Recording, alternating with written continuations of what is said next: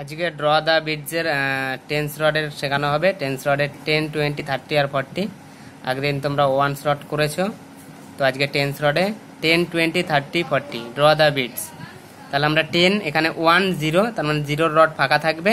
Tense rod 1, 1 রডে 1 means একটা bits, ঠিক আছে। তাহলে 1, 0, 10 এটা আমরা ড্রয়িং করে ফেললাম।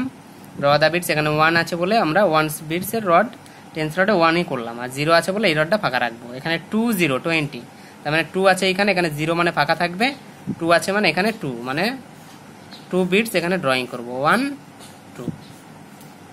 তাহলে 10 আর 20 হয়ে গেল।